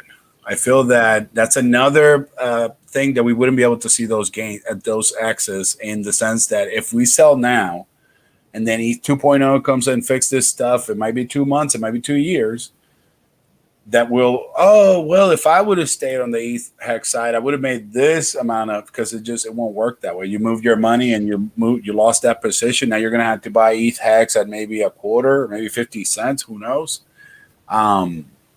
It's just, the way I see it, it's just, like I said, anyone that wants to see it in a visual, either watch one of Will's streams or go watch that t-shirt price in USD. If you see that chart and all you're thinking in your head is you're buying today cheaper than you're buying in 3 months and 6 months, as long as you're seeing it in Hex price. So as long as you're seeing those Hex units, you know that today you're paying 17,700, whatever it is today. I don't even know. I haven't checked in the last few days. But in a few days, it's going to be 18,000. In a few days, it's going to be 20. And then if Hex just keeps going to like a quarter, I have like a really nice visual. So anyone that wants to see it, like, check my Twitter, because I pinned it in there, and I did a multiplier. So like when Hex hits like a penny, a quarter, a dollar, but multiply by different Hex price, meaning by 15,000, by 30,000, by 60,000. And you guys will see that before we even reach $1, we're going to be buying like $50,000, $60,000 T-share, because we can't control that multiplier. And then by the time we multiply it by fiat, it's just, so what Huddle Dog always say about the four-digit T-shirt. Look, that already happened in a year and a half. And real soon it'll be a 5-digit T-shirt, because it'll be $10,000 to do. And it's just a matter of just doing the math. So I put it in a really nice visual, because all I did was, like, I took the number in nomics and I put it right next to the T-shirt value, and then I just kept multiplying it. And you're able to see that once we reach like a dollar Hex, and then we're doing like 32,000 Hex per unit. I mean, play it with no sound, Brad, because I don't know if the okay. will. One second. Let's good point. Let's play this. So that would be like $320 T-shirt, and that's like 32,000 Hex multiplied by a penny, and then it just, like, you keep doing that, and then it's like if you go forward a little bit, Brand, like, you'll see that if it's like a quarter, then you multiply it by by the same 32,000 units, and then all of a sudden it's $8,000 T-shirt rate. So that's why I put the question mark, because we just don't know what date we're going to reach 32,000 Hex per T-shirt, but we know it's going to happen. It might happen in a year, it might happen in 10 years, but there's going to be a day that we're going to have 64,000 Hex per T-shirt. The difference is going to be at what price. So let's say we were to go down to 1 penny, that's still $640 per one T-shirt. So, but then I always like to look at this visual, because it's like, it's going to happen. The only thing that I can't control about this, it's going to be the price in Hex in fiat. Right. But it's a visual, because it's going to happen. This is just a matter of when we reach $1, and then how many Hex units were it cost per T-shirt. Yeah. But, well, it's a beautiful thing in position to be in, because I know Identity kind of talked earlier about, some people when they're speculating, they like to think like 100% in one thing and 0% in the other. And I know, same thing with myself, like, yeah, no one's got a crystal ball per se, as far as like, knowing that this is going to outperform that. And so it's nice that with the T-shirts that I have, those are all going to get copied over. So I know that for a fact. And then I know the liquid Hex bag that I have will be copied over as well. And I'm kind of just, sitting pretty in both of them, because yeah, if you, I see some people speculating about they're speculating about, selling and even emergency and staking some of their ETH Hex stakes. And then, so it's like, okay, well, that's not going to get copied over to the Pulse network. And yeah, if you just make one decision, kind of like all in one and not the other, then yeah, you might miss out. Whereas opposed to if both of them do well, then you kind of, win at the end of the day. And free coins are free coins. Those duplicate copies, whether they're like a tenth or a fraction of a penny, I mean, that's money. No one's gonna be mad at money. So yeah, just getting in. And I tell people too, like if you're new to Hex and you're trying to get into Hex, you have to go in with the mindset, like if you're buying it, you're not planning on selling that money anytime soon. I'm talking like 10, 15 years soon. So if you're in crypto for the short-term gain, don't trade, but like, yeah, go to trading or buy those silly coins that just pump and dump. But if you're buying Hex, just go in with the right mindset, and really that stake it till you make it mentality really can change lives. And I know all three of us can speak from that, from experience on that one. Agreed. I mean, it's great to think that long term, because you're gonna let the math scale. You're gonna let your 100. So don't see it also as an amount. I see a lot of people say, "Oh, I'm only going to be able to put 100. I'm going to be able to put 1,000, 10,000." Don't see it that way. Think that if you put that same dollar in the bank, it's bad. It's going to be taken down by inflation. The bank's going to take a cut. They're also going to charge you to keep it there, and it's just not producing. So if sometimes you think, well, I'm going to put it in this other product, and I'll pay my fee, and I wait for the next 10 years. I mean, some people were thinking that making that 12, 13% APY per year. I mean, where else in legacy would you be able to make that?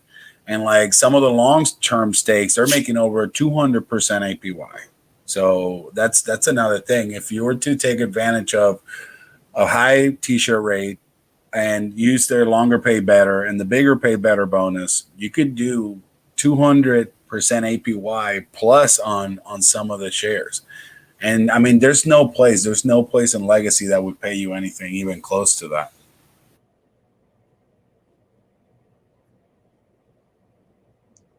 Yeah, no, that's key too. And I also just tell people getting into crypto. I know a lot of things I'm saying are speaking to like the audience of people that are new to crypto trying to get into it, just because, Hex is just different from the rest. But I mean, yeah, if you just start today, like Hex really can a lot quicker than you think pay you more than any job out there that can pay you, let alone doing any business with any bank. I mean, there's just so many added benefits to it. And like I said, I got in January, and I've never seen this many gains in crypto. And it's just, the fact is, when the markets pull back, I'm still getting paid in Hex. It's a win-win across the board. You get paid when the markets are going up. You get paid double when the markets are going up. You're still getting paid normally when the markets are going down. So Hex is just something that it's way too good of an opportunity for everyone to not know about. Everyone deserves to know about it, and it's just a matter of time. All it takes is awareness in this world. If you get a fraction of people that are doing CDs at a bank to just learn about Hex, from that point on, it's gone. So the potential is still there. So even if you're buying Hex at 10 pennies one day, you're still early. So don't worry. Right. Exactly. I mean, like you can buy it at 10 pennies, but you stake it, you let it wait. And, you're going to get that interest. And I mean, it's just, like I said, I mean, I don't see myself investing in anything else ever, because unless I see something new or something, I mean, I don't want to say ever, but I mean, I've been working in legacy. I've had gold, I've had silver. It's just, nothing paid me the way this does, when it comes to crypto. I mean, I know that what is good today, it could be replaced in a few years. So maybe there will be something different. But so far, I just don't see it. Some of the other staking platforms, you have to turn in your keys. You don't have control of your coins. So I like the whole being my own bank, making my own decisions. I take them as far as or as early as I want to on stake. And I love that. I just don't see anything right now comparable. So if we're already in the start of the bear, I think we're in the right product at the right time. And then like everyone else might be, upset or down for the markets, but then we're going to be happy playing with the pulse chain. So I think we're in the best time right now. Yeah, it's really cool. The thing that I've always liked about Richard and noticed when I first started following him was that he's just a teacher, right? He doesn't want people to get wrecked, and he wants to educate people, especially being in the market for over 10 years and still a Bitcoin OG. But to your point, Identity, that like, yeah, some of these other people that, I know there's some centralized like CeFi platforms, they call them, where yeah, you're giving them the possession of the keys in crypto to then now give you a little bit of interest. But things like Hex, you can do the same thing without having any counterparty. And how many times have we seen it? It's always in a bull market that everything seems to be going well until, like Richard mentions, until the person gets punched in the nose, or one big whale decides to sell. And so it's nice to be in something like you guys talk about that pays you daily, and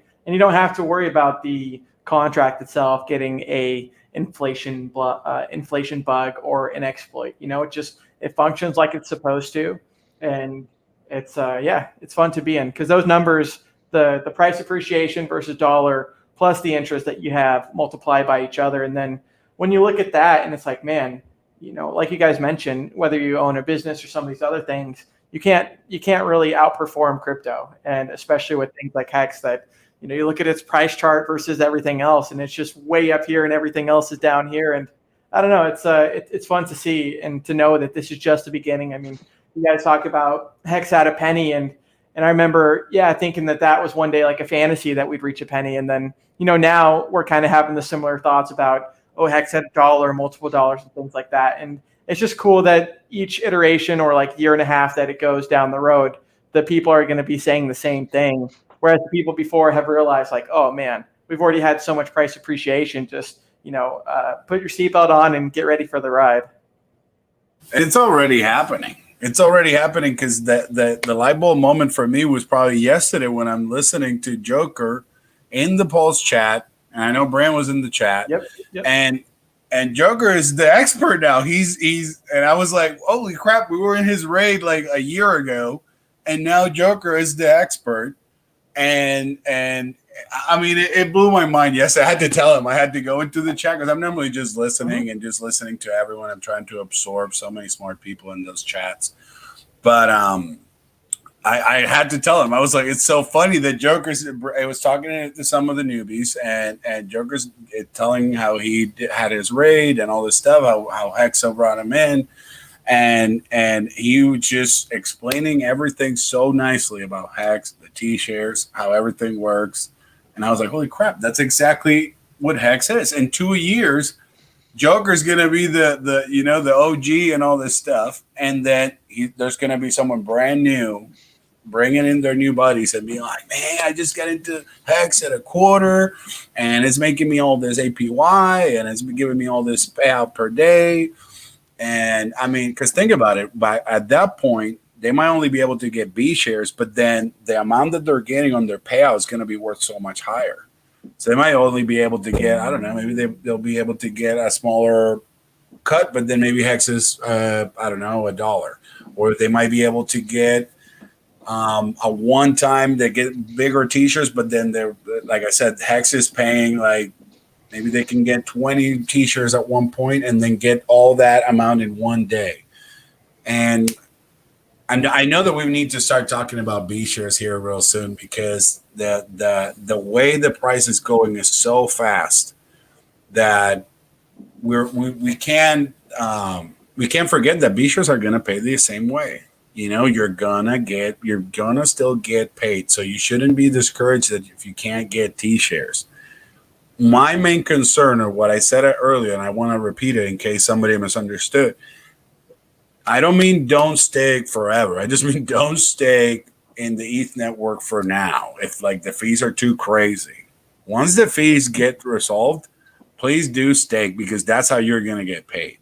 I'm just saying that if you see that staking is going to cost you like 100 or so, wait till the evening. Wait till the fee is 45 to stake, or 35 or 20, because right now it's just the way I see it. The more I pay in fees, I just feel that it's less money that I'm putting into my investment.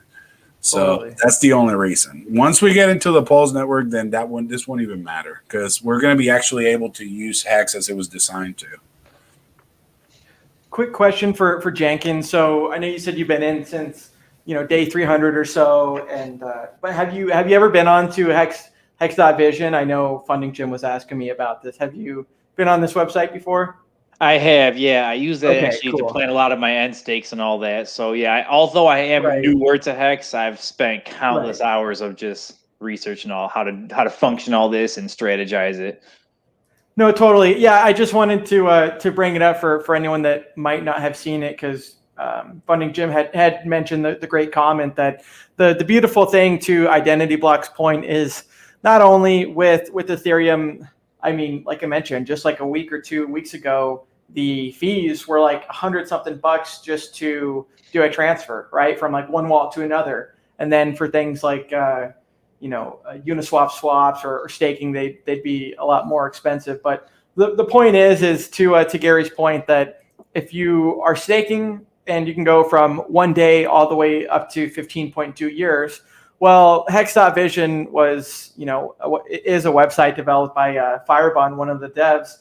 And anyways, you can kind of see where other people are staking and where the staking is, say, like less volatile. So, if you're going to be staking for, say, 8 years out, well, you might not want to be doing it when everyone else is doing it right here with these big red candles. Whereas opposed to, say, even just like 10 years out, you can kind of go where the volume is a little bit less. And so that's definitely one of the things that Richard has talked about with just Hex in general, is that it does have like the most realistic on-chain data, and it's really cool to see, because people can definitely plan around it. So not to sidetrack, but I just thought that was kind of cool for people that might just be getting into it. Is yeah, like even if you are going to stake, say, a year long, well, maybe try and look in where it's going to be less liquid on that market, to where you can get a better deal if you're going to realize. Right.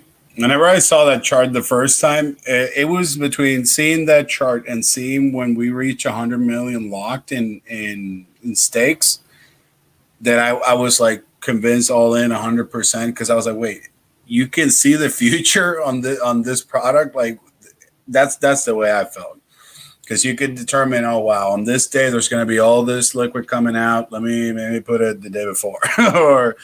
So it lets you play in ways that obviously the bank's not going to tell you that. The bank's not going to do, hey, if you just take your money out on Monday, you're going to make this little percentage more than if you take it out on Tuesday. And it sounds dumb, but it's true.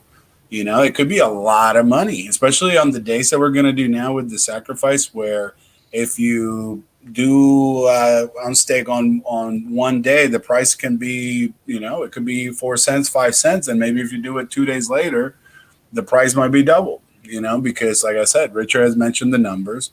We're expecting a lot of money to come into the sacrifice phase.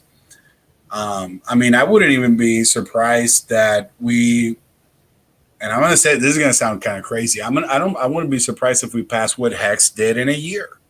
Like Hex did almost 4 billion in a year, but we weren't like Brand said, we were being gatekept. Nobody was like trusting this and that. Even the Bitcoiners that were getting the free Hex, they weren't claiming it. I don't think we passed 4%. So, we're going to get a lot of track from the other networks. We're going to get, like I keep saying, if we can reach 5 to 10% of what BSB, what Binance BSC is doing, what Matic and what Ethereum is doing, 10%, 5 to 10% of all that's a lot. So, I wouldn't be surprised that we pass what Hex did in a year, even if it's only 30 days. I feel that crypto has that power. And a lot of people are done with Ethereum, not fully, but at least daily. And someone with big projects, they're looking for alternatives because they cannot afford the fees. Right now to create a dApp in Ethereum could be 100, 1,000 times more expensive than doing it on Pulse. It probably way more than that. So I see that if we can reach some of those coins that are just right now sandwiched in Ethereum, and let them use the network, and then let them understand this sacrifice and all this stuff, it could happen. You know, some big old exchange with a big old bag could move into the sacrifice and put a lot of money in. And there's one thing I noted when you guys are speaking to, showing like the Hex.Vision, all the end stakes and all that. The way that Hex really follows the lines of cryptocurrency's overall goal, and keeping everything cryptic. Obviously, it's cryptocurrency, so keeping everything, you know, private, but also being so transparent at the same time. You see every transaction that goes through. You can see every stake that goes through. So it's very transparent, but it also stays very cryptic to yourself. There's just not another crypto that comes close to being this well-rounded and versatile as Hex is. So no matter what way you think about crypto, Hex always has the best, you know, it always addresses every biggest flaw in crypto. You think about it, it comes down, what's the one coin that doesn't do this, that, and the third? It's always Hex, Hex, Hex. So no matter what way you position it, Hex always has a good solution for everything. You see, and that's why I don't think that Pulse is going to get the, you know, the publicity that it should, because it's going to be the same thing as Hex. They're going to be like, oh, well, you're fixing this problem, but that means that it's a problem I don't get to fix. And so I feel that we definitely need to keep focusing on the whole, we're not here to mess with Ethereum. We're here just to help out the situation. You know, at this point, there's a lot of people that are pretty much stuck. You know, it's not just us that, you know, some people did smaller stakes and then now they can't take them out. I feel bad for them, but like, it's not just us. It's other networks, other chains, other developers. They definitely need a new, sand trap to play. I mean, it's just, they're stuck is the way I see it at this point. I agree. It is like the opportunity, like at the beginning with Hex, it was kind of like, you know, any naysayer, you know, the whole Hexican piranhas jump on them, and you know, it was useful then, and that's great. But I like that with this Pulse chain fork that, you know, Richard didn't just think about the Hexicans, but he noticed, hey, this is a Ethereum problem, so let's save all of the Ethereans. And so, anyways, I think it's cool to kind of have like a second opportunity to, with Pulse chain, to kind of use the honey versus vinegar approach, and then at the end of the day, with what Identity mentioned, there's always going to be people that don't get it, don't want to do their research, and they're tired of hearing about it. But at the end of the day, it's the results that everyone really cares about, right? It's when Richard talks about, you know, people that say they're in it for the tech, they're, you know, it's usually the price that they actually care about. And so it'll just be cool to see, like, even traders, like, I know some of the people were talking about this, but, you know, one of the guys like Crown's Crypto Cave, he's a big trader for quite a while, and was one of those people that, you know, wasn't a big fan of Richard or Hex. But the other day when Toby1 Hexobi had done a little super chat for him to look at the price chart, he's like, you know, holy hell, can it really be that Hex is the best looking price chart in cryptocurrency right now? And so, like I mentioned, even for the people that they don't look at the fundamentals or anything else, they just look at the analysis. Even those people are looking at things like Hex and, you know, ignoring their personal feelings or opinions that they have about Richard, and they're looking at the results. Like, I think that's a big deal. And I think the more people can do that, the more they'll realize, like, oh man, this thing's just constantly in the top performer. Right. And Crown is harsh, bro. Crown is harsh on shit charts. I mean, so if he likes our chart, that's I mean, it made me feel real good, because I've been following Eric Crown for a long time. And he used to check on all the ICOs and all the bad charts. And for him to that was a really nice clip for anyone that's followed Crown, because he calls it like it is. You know, if it's a bad chart, bro, he's gonna shit on your chart. I mean, he's gonna make sounds, noises, and all kinds of stuff.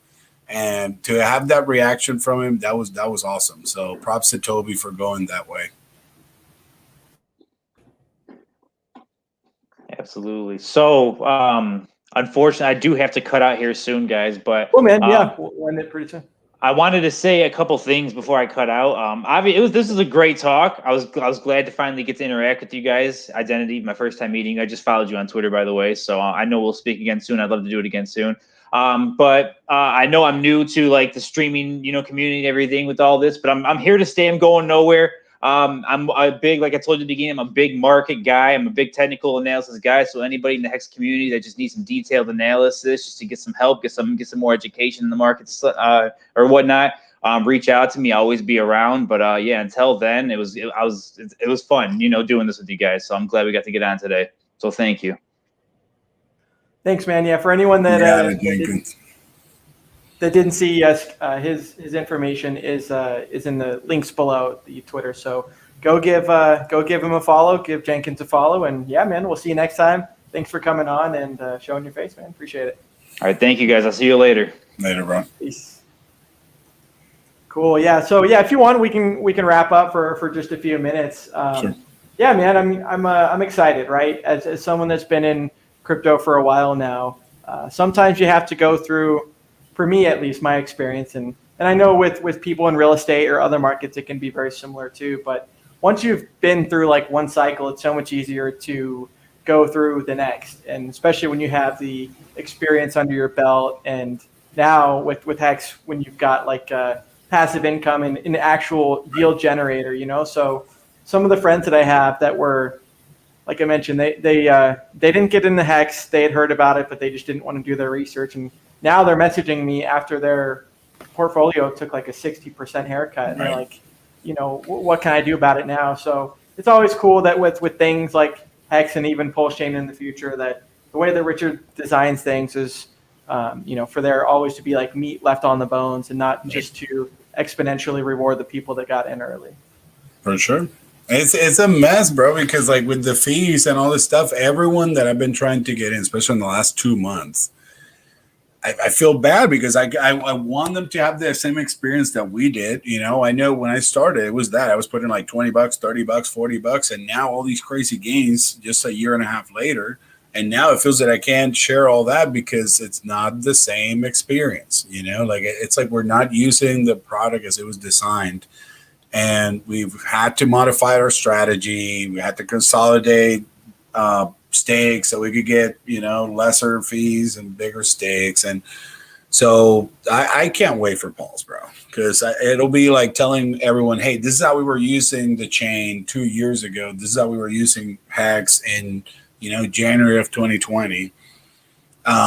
So it's going to be fun. It's going to be fun to finally use it that way and get it where we can get our stakes weekly, or we can make them monthly, and then it's we can do them bi-weekly, and it's like you're paying yourself, because it's gonna be that way. I'm lucky that I without seeing what the fees were gonna be, I just threw a bunch of stakes far away, and didn't have to deal with this mess this year. I just, like I said, I feel super bad because my first stake right now it won't be till 23. On the ETH side. So I don't foresee putting any more stakes on that side because, like I said, and now every time I do a stake, I feel that chunk, I'm just giving it in fees when I could just buy liquid and then just have it copied, or I can just wait for price appreciation and then use it to sacrifice. So I know it's going to be 20 different strategies from here on out. I know that when RH gives us even a little bit more of the variables, that could probably change strategies as well, but just stay put. I know Gary Funding Jim, he had a couple things he just wanted to add. I told him, we got another 15 minutes or so if you want to come in. So he's in the back room now. Let's just say what's up to Funding Jim. What up, Gary? Good seeing you guys. You guys are making terrific commentary today. Everybody kind of looks for narrative and things like that. And, some of the points you made just in the past, like 20, 30 minutes I was watching, just great commentary. Really appreciate that. Thank you, Gary. We appreciate you too, bro, because we've seen you in the chat and talking to all the newbies and all that on the Pulsechain com. So we appreciate you, bro, because I'm learning like crazy. I take notes and everything on the chat. It's like a Harvard education on your phone. Yeah.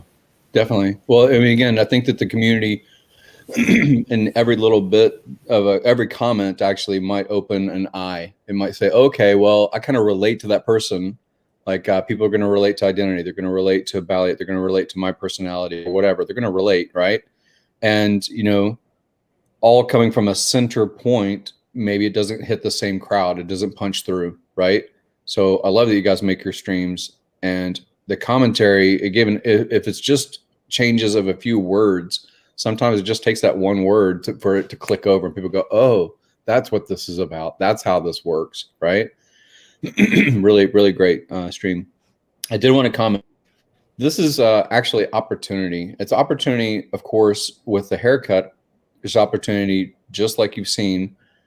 Run-ups and bounces are part of the game, right? Richard said this and reiterated it today. That's part of the game. I try not to be too dry in my content, but obviously I'm working in the startup space for a long time, real estate for a long time, things like that. And you plan your exit. So that's what I was trying to say to Bran, was what Richard developed and what is displayed by Firebund's product, Hex.Vision, really is underused. It's underutilized. About, do you plan because it's opportunity to buy? That's where you make your money on a buy. You say, wow, the marketplace thinks this is more valuable than I see it available to me. So I'm going to buy that piece of real estate that just needs some lipstick. And then I will make profit because the market respects the value that I see after it's pretty, right? So curb appeal, things like that. So in real estate, that's kind of you make your money on the buy. There's also the make your money on the sell, right? And it's a different animal altogether. And I think that if people really stop and look at Hex.Vision and they look at those windows, and you see when those things, obviously the skyscraper towers where there's volume of Hex coming out, it's very similar to a chart. There's psychological levels where people say 10 years out, 555, 3640, during some kind of commentary that Richard might put out there or somebody else that they resonate with, they say, okay, I'm going to go 10 years. And you see these organic pilings up of when stakes would end, but they didn't even look at where those stakes would end. They just said, today seems like a good day. I feel comfortable at 2 years. What is 2 years from now? I feel comfortable on my birthday. I feel comfortable at the end of the year before I have to pay taxes. People do these natural kind of resonate with a date, but they don't look at that window of exit. So they look at the window of in, but they don't look at the window of exit. So I wanted to strike that note with you guys. And then the second thing is, so there's a guy, he's got a popular channel. He deals in crypto also, but mostly he deals with 8 and 9 figure people that are in businesses. His channel is called Nomad Capitalist. If you look at his channel, he's an excellent commentary. And, you heard all kinds of people when Hex or is it 7 cents, or when Bitcoin's at 55 grand or Ethereum's at over 4,000, everybody's fucking interested about, how can I save on my taxes? I think I'm going to move to Puerto Rico. Maybe I should go to Portugal. Maybe I should go to Malta. And then when the haircut happens, what just happened this past week, they all get silent and they're like, oh no, I don't think I should do it now. Well, okay, dude, look at Nomad Capitalist. His most recent video really comments about the opportunity to build something as a bear market, the opportunity to change your location and have a better reward of, maybe changing your citizenship, renouncing, maybe changing your state, right? Say, hey, it's an opportunity to move out of California or New York into Texas or Florida or somewhere that doesn't have state income tax at least, right? So I'm trying to tell people, here's your opportunity. You know that the product market fits, right? You know that there are cycles in every asset class. They happen to happen more frequently in crypto because it is a highly accelerated, low, even though there's a learning curve, there's not a lot of barriers to entry. The taxi driver can participate, right? The taxi driver probably doesn't have a TD Ameritrade and paying attention to stock the same way. That's why Robinhood is popular, right? So when you're looking at it and you said 2 months ago or a month ago, man, if only I could, I should, I better, because I don't want to give away 30% to government. Look at it now. Your exit cost is less now. If you're going to change citizenship, your exit cost is a far less now, because you basically pay an exit tax when you leave the United States if you're going to change citizenship. And that exit tax is what is your, whether you've sold or not, doesn't matter if you sold or not. What is your assets? Real estate, stock, crypto. Okay, here's my assets. What's the fair market value? Well, at a bull run, you're going to pay an exit tax based on the fair market value, even if you didn't sell. So wouldn't it be better to exit when it's low? Wouldn't it be better to pay less tax to exit if you plan to do that when it was high? Why would you change your mind now? Doesn't make any sense. Same thing with Puerto Rico. So Puerto Rico, people asking me like crazy this past couple of weeks, couple of months actually. They're like, "Oh man, it's doing so great. X is amazing," and it is. It's amazing. It's perfect. And they ask, well, how do you handle your taxes? Well, I was like, honestly, I don't care so much since 2018 because I'm an Act 20 and 22 dude. Right. And I don't have to be like super paranoid about documenting like crazy every single transaction because I'm basically immune, right? I paid for that cost to do so. I changed my life, right, in 2018. So people say, yeah, that sounds great. And I'm just saying that you have if you look at the exit on Hex.Vision and you say, here's where my stake needs to come out. And if you look at that, why wouldn't you look at when you need to consider your tax obligation? Why wouldn't you look at that exit too, right?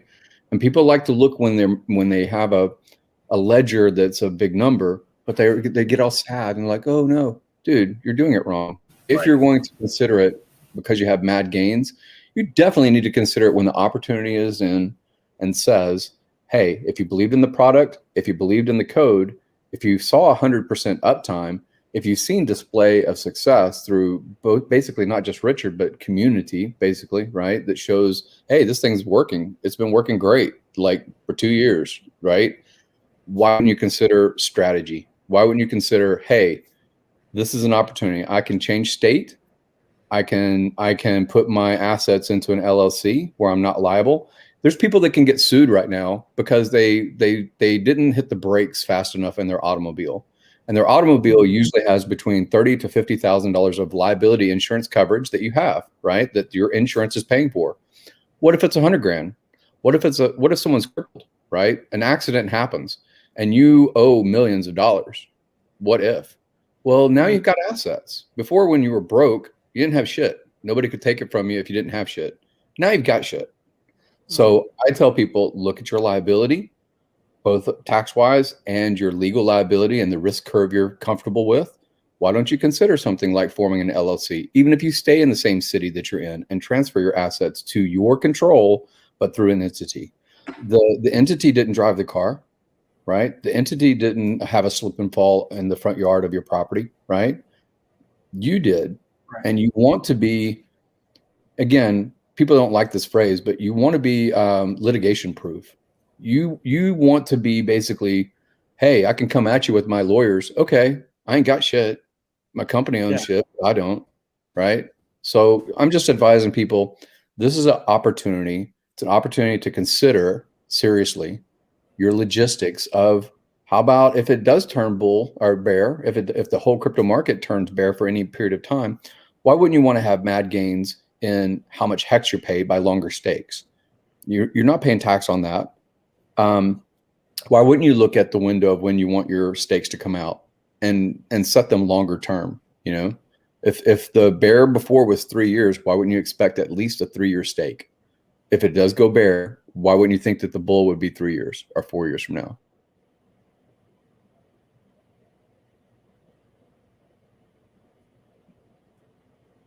Yeah, that's great advice. Gary's cut out for just a second here while the screen loads again. But yeah, no, that's great advice. I mean, to his point that, maybe at the beginning of Hex, you only had, X amount in assets. And now after 1100X later, yeah, now maybe, many people could be in that similar scenario where, like you mentioned, you do accidentally rear end someone. And guess what? Now you're getting sued for your assets as opposed to having that plan in the first place. So like Gary mentioned, it's definitely smart to plan your entrance and your exit and also how to set up your assets. Whenever I saw that chart, I mean, that's that I had that light bulb moment too, because it was like, wow, you can predict when it's a good time. Get it before tax, after tax, on this time, on a time where it's less busy. You can see where some of these stakes are ending. So it's so cool. I mean, the way I see it, I mean, it's almost like you can see it's like a window into the future. So I love it. You cut out for Sorry a couple about seconds just here. my phone was giving me crap. But I was just saying that, basically look ahead. There's tools available. Look ahead. There's community of resources available. Look ahead at the examples of other people that have the lifestyle that you want to live. Look ahead, right? Don't go blindly into saying, I should have this profession, and you've never met someone in that profession. Don't go blindly into saying, I'd like to be a serial entrepreneur and never have met one, right? You should look ahead. And there's just different ways you can look ahead. That's my point. It's awesome to have people like you in the community and Identity and just everyone else that you can learn so much from. And like I was saying before you cut out for a second, that maybe a lot of Hexicans might be in that similar position where you haven't ever done an LLC, but now it makes sense to start transferring those assets into something where you're not just going to get sued into oblivion if there is a catastrophe or car crash, things like that. For sure. Yeah, because it's funny when we go on some of these streams and we joke around saying this is not financial advice, which is not, obviously. But what Gary's saying, it's very true. Try to prepare and think about the long run. Some people are going to be making some mad gains. Even people coming in right now, brand new. Like I keep telling everyone, because in the chat the other day, someone was saying that, oh, well, you guys have been here for a year and some. And I was like, yeah, but in a year and a half, you'll be where we are today, and you have a chance of even higher price appreciation because Hex took us from 0.000 to 5 cents. And it looked like it was so impossible to even reach 1 penny. And now we're at 5 pennies. So in a year and a half, we could be at a quarter, or we could be at $1, we could be at anywhere. Plus the fact that if the market is going down or there's a bear market, as Jenkins was saying earlier, you're still getting that interest. So you're getting your added units, you're getting that bag filled, and then when the market goes and pumps back up, you're going to have even more units plus the price appreciation. So I just don't see anything like it right now. I mean, if I see it, then I'll go for that. But for now, I know I'm in the right product. So the property that I'm selling right now, I bought for $790,000, and I put about $200,000 into remodeling it into being a sixplex, fleshing it out, and so forth. I ran it from 2013. I think I bought in 2013 until now, right? So that period. Over that time, it was making 25 grand a month, something like that, with about a $4,000 a month carry because I did have a mortgage on it. Now it's going to sell for 2.4. So it took from 2013 until now, that's almost 8 years, to barely double. And then out of that double, to 1x, right? To make one extra quantity, right? And out of that, because it's real estate, it's not transferable.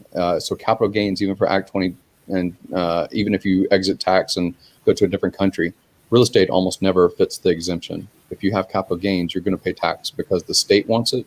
You can't put it in a backpack and take it with you. So they're going to have claim to it whenever it transfers title. So I'm just pointing out that you can't do this in real estate. And my area has been amazing on its ROI when it comes to a real estate performance. If you look at something like a cap rate or something like that, you're looking at like in a nice area that's very stable, and the rent incomes and the equity is there, as far as like the safety and security and good schools and things like that. If you're making like 4 to 7% per year, you're doing great, right? So it takes 10 years basically to barely make 50% on your money, right? And I've done phenomenally in my particular subgenre, subzone area, but still it pales to crypto. And if you strategize on a product that has market fit and doesn't have promise coin narrative, how can you think of any other asset? So I'm exiting out of real estate altogether. I'm rolling over what I can as sooner into Pulse just because it's coming sooner. And then everything else goes into Hex. I mean, I really don't have the same narrative at this age in my life as I had before about accumulating material things. I am transferring into a digital world more over the past like 3 to 4 years or 5 years. So yeah, I think, again, people should strategize. They should think ahead. They should think long-term. They should delay gratification. Richard, the guy that has a $250,000 wristwatch, is talking about not paying on TradingView $300 a year. Yeah. Right. Okay. Well, $300 times 1,000x is 300 grand. So he makes a $300,000 decision. Do you see what I'm saying? Because he doesn't pay TradingView. So his perspective on value is long-term in perspective. And a lot of people see short-term gains things and they say, hey, you know, I doubled my money. You did. And when you realize it, you'll have the joy of that trinket, right? If you saw how much stuff I gave away, like in the past 4 days, just because I want to exit California in general, garage sales, donations, Salvation Army, 6 washers and dryers, 6 refrigerators, 6, you know, couches and beds, basically a 6-plex worth of stuff, right? And should it's the same narrative I had before about the Corvette. I had a 1962 Corvette, and the market, when you look for the market to buy, you can see something like an appraisal. And the appraisal, especially in the classic car trade, is very firm. This is what all these others have sold for. And this is the NADA or the Blue Book or, you know, some classic review of a particular car that has a shrinking number of supply. Every year somebody crashes a 62 Corvette, so there's one less, right? So if I had weighted that fair market value, every appraisal, that was an $80,000 car by appraisal. And it was probably, if I sold it at discount, I would have taken about 2 months, maybe 3 months to get 65,000, right? But I wanted to do it before big payday. And I saw it as dormant capital. I saw it as locked capital, not liquid. And what was the purpose? I think I had spent almost 2 years in Puerto Rico without driving that car. I was like, I have a trinket that isn't really earning anything. It's just nostalgia to me at this point. Right. So I sold it and liquidated it, fire sale, basically, for $42,000. That became Hex. Nice. That $42,000 is now worth around 400 grand. So did I make a smart decision? I made a speculation, but did I make a smart decision? Well, even better, the current value of it is what I just told you, that rolling over. But it's staked for like 8 years more. There right? you go. They'll be worth so much more. Yeah. So when you look at your objectives in life, try to think longer. You go into high school as an 8th grader and you spend 4 years to get out of high school. You can't commit to more than 2 months in crypto? What the fuck? It doesn't make any sense. Like, human beings, we want what we want right now, but we go through all kinds of things that will delay gratification, you know? Right. But it's good. It's good because that way we'll shake some of the weak hands is the way I see it. So sometimes this shakeouts, I see them instead of a dip or a bear market or this or that, it's just like a shakeout. You know, you want people that are going to be committed, not a month from now, but 6 months, 8 months, 2 years after the network's launched. Because I'm sure that it's going to happen again. A lot of people are going to get big old bags, but they're not going to get their actual appreciation because they'll sell too early. So, yeah. Exactly. Well, yeah, man. That's probably where we'll have to call it right here. Just for my time's sake, I got something I got to do. But yeah, man. Thanks, Identity, for coming on, and Gary for being able to come on for a few minutes too, man. And anytime I hear you come on, it's like, man, just shut up and take notes. You're damn well same in the chat. Wisdom. So good. I'm glad you put that out there. It's really, you really do have interesting perspectives. Every so often I'll catch a real golden nugget and I'll be like, man, I got to write that down. So I write down stuff you guys say all the time. Same here. Cool, man. Same here. Thank you, Bran. Thank you, Gary. All right. Later, guys.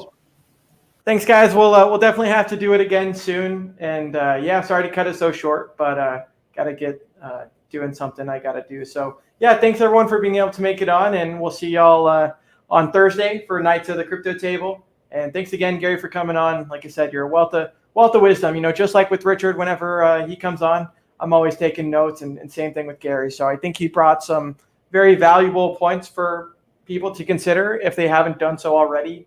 That when you've got 1,100x in gains, and you've got assets that are now just in your name, maybe you might want to shift that to in a limited liability company, or just be able to protect yourself against things that might happen that you don't expect in the future. So thanks everyone, and I'll see y'all next week.